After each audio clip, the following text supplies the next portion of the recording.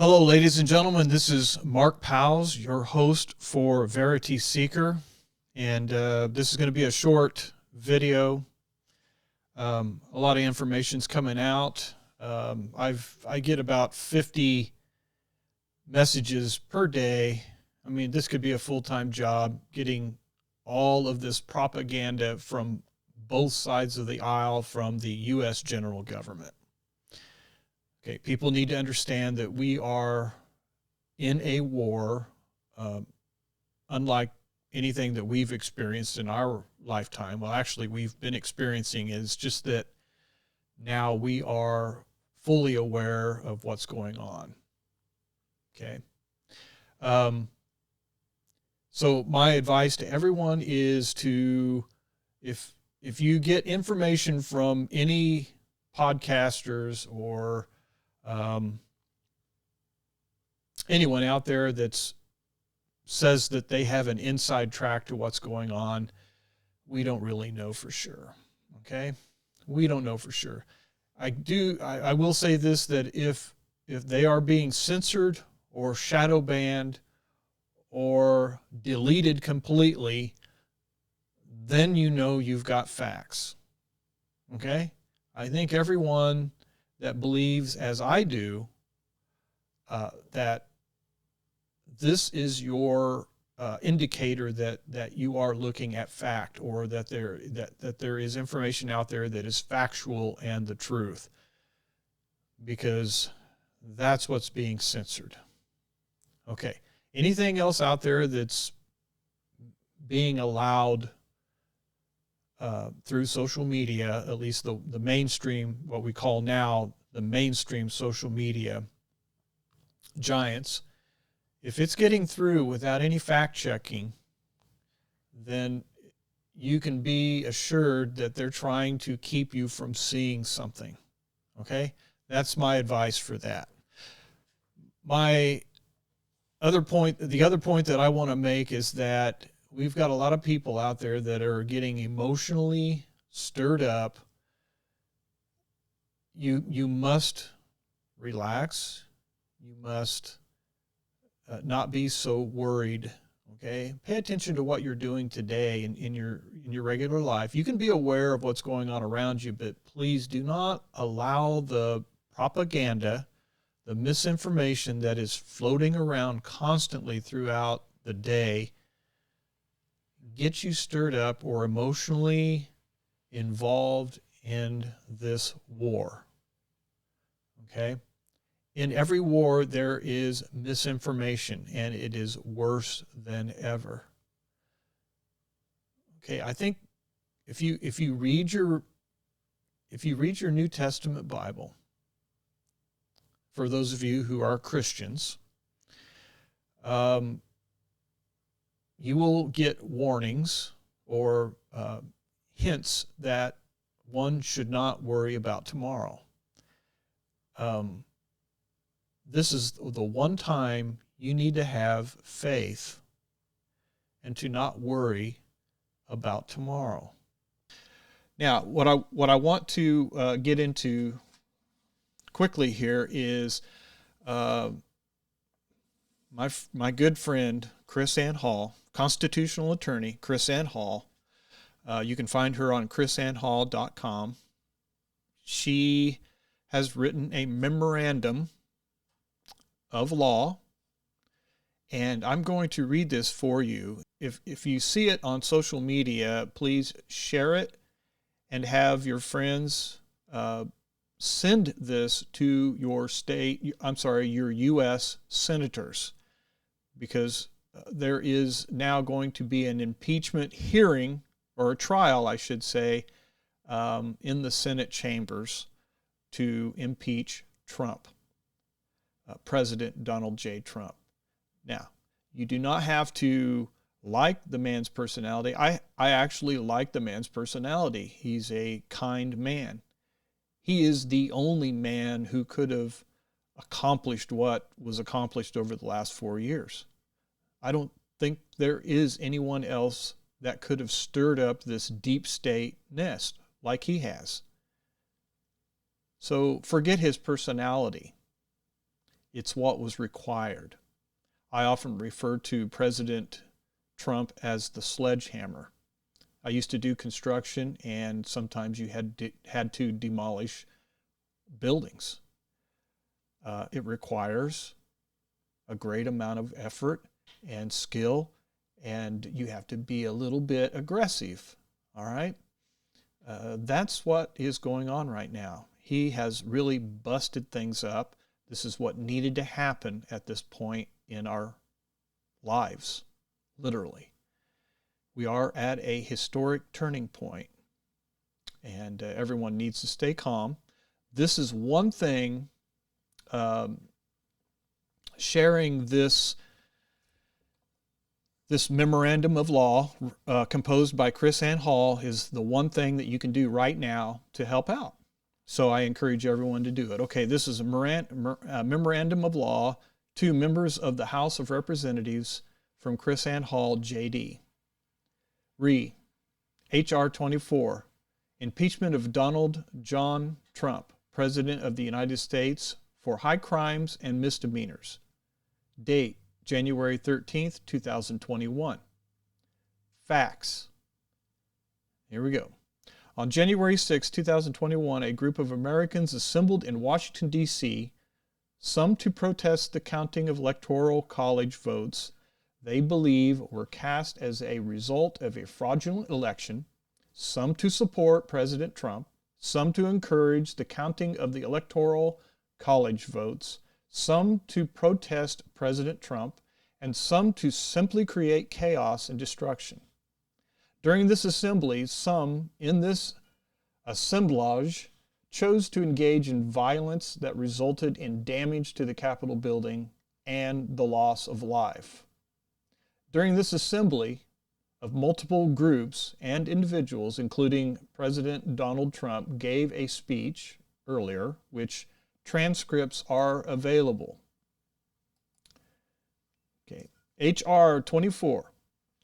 Articles of impeachment allege that the actions of those who carried out the violence are attributable to President Donald J. Trump due to words uttered at a rally, and thus subjects him to legal and constitutional impeachment from office pursuant to Article 2, Section 4 of the U.S. Constitution for incitement of insurrection. Article 2, Section 4 of the Constitution reads, "The President, Vice President, and all civil officers of the United States shall be removed from office on impeachment for and conviction of treason, bribery, or other high crimes and misdemeanors." Questions presented. Is President Donald Trump guilty of incitement of insurrection by inciting violence against the United States? Is President Donald Trump subject to impeachment and conviction according to the Constitution under Article 2, Section 4 of the Constitution for incitement of insurrection? Answer and discussion. Incitement has a very settled definition in law, and the standard is referred to as the Brandenburg test, as resulting from Brandenburg versus Ohio, 395 U.S. 444, 1969. The Brandenburg test was established in Brandenburg versus Ohio, 395 U.S. 444 in 1969, to determine when inflammatory speech intending to advocate illegal action can be restricted. In Brandenburg, a KKK leader gave a speech at a rally, and after speaking a laundry list of racial slurs, Brandenburg then said, "It's possible that there might have to be some revengeance taken." In this opinion, the Supreme Court held that the government can only infringe upon freedom of speech by criminalizing speech when a two-pronged standard created by this court is met. Okay, this standard is as follows.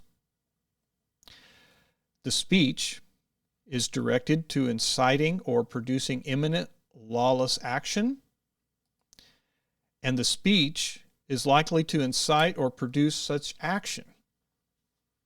Furthermore, Supreme Court opinions give specific direction on the application of the Brandenburg test. The Supreme Court in Hess versus Indiana in 1973 applied the Brandenburg test to a case in which an Indiana university protester said, we'll take the effing street again, or later. The Supreme Court held that the university protester's profanity was protected under the Brandenburg test as speech that amounted to nothing more than advocacy of illegal action at some indefinite future time. The court held that since there was no evidence or rational inference from the import of the language, that his words were intended to produce and likely to produce imminent disorder, those words could not be punished by the state on the ground that they had a tendency to lead to violence. In NAACP versus Claiborne Hardware Company in 1982, Mr. Evers made threats of violence against anyone who refused to boycott white businesses. The Supreme Court applied the Brandenburg test and found that Mr. Evers' speech was protected under the principles of freedom of speech. Strong and effective extemporaneous rhetoric cannot be nicely channeled in purely dulcet phrases. An advocate must be free to stimulate his audience with spontaneous and emotional appeals for unity and action in a common cause. When such appeals do not incite lawless action, they must be regarded as protected speech. The question is, did President Trump engage in speech that qualifies under the Brandenburg test as inciting? The only relevant evidence in this accusation will be the transcripts of President Trump's speech. In this transcript, we see no language that fits the Brandenburg test definition of inciting. What a reader of this transcript will find is, we have come to demand that Congress do the right thing and only count the electors who have been lawfully slated. Lawfully slated, yes. I know that everyone here will soon be marching over to the Capitol building to peacefully and patriotically make your voices heard. Using the Brandenburg test, as established by the Supreme Court of the United States, it must be concluded that President Donald Trump's speech did not rise to the criminal level of inciting. As a matter of fact, in my opinion, didn't even come close. As a matter of fact, just the opposite. Consistent with the Supreme Court's opinions, the speaker over a group cannot be held accountable for the actions of that group unless the speaker directed to inciting or producing imminent lawless action, and the speech is likely to incite or produce such action. It is highly dubious to assert that directing a crowd to peacefully and patriotically make your voices heard incites violence or insurrection. It doesn't. There can be disagreement as to the appropriate nature of President Donald Trump's words in general. There cannot be disagreement as to the statements made to his speech, since they are recorded and freely available. And here lies the problem. This is why the mainstream social media network is censoring. They did the same thing with information on the uselessness of mask mandates and the masks, especially on our children. They also censored us on the vaccination. They're censoring Trump and anyone else who happens to disagree with what's happening in our U.S. general government and oftentimes in our states' governments. we are being censored because they do not want this truth out there. President Donald J. Trump's speeches are out there for everyone to hear. Okay? But in this impeachment trial, they're going to have to open up this information, let people hear the speech. The problem is we've got people who are emotionally charged in our government who just simply want the man gone. They want to hurt him. They want to make sure that he can never be involved in this movement again. I have a feeling this, no matter what happens, is going to work against the people who are proponents of this agenda. But the facts are true. Krisanne Hall spells it out very clearly what the truth is. This is looking at it from a legal, lawful standard and also precedents and through the U.S. Constitution. She's making this very clear. And if you see this on social media, please, you can actually go to krisannehall.com and print the thing out, send it around, make sure people get it, make sure they send it to their senators right away, because they need to know that you know. If they don't think you know what's going on, then they're going to act on their emotions and their hate of this particular president. Okay, I'm going to continue and finish this out, and then we will finish this episode. This is the only reasonable and moral way to maintain the essential standard of freedom of speech as enshrined in the United States Bill of Rights. Any standard that deviates from this test in favor of criminalizing speech ought to be unacceptable in our union, built upon the essential principles of personal liberty. The Supreme Court held in Texas versus Johnson 491 U.S. 397 in 1989 that freedom of speech is a bedrock principle underlying the First Amendment, is that government may not prohibit the expression of an idea simply because society finds this idea itself offensive or disagreeable. In RAV versus St. Paul 505 U.S. 377 in 1992, the court held that even hate speech is protected under these terms of the First Amendment.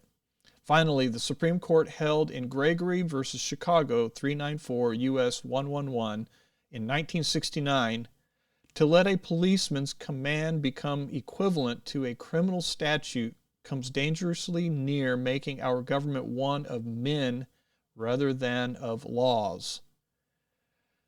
There are ample ways to protect the domestic tranquility without subjecting First Amendment freedoms to such a clumsy and unwieldy weapon.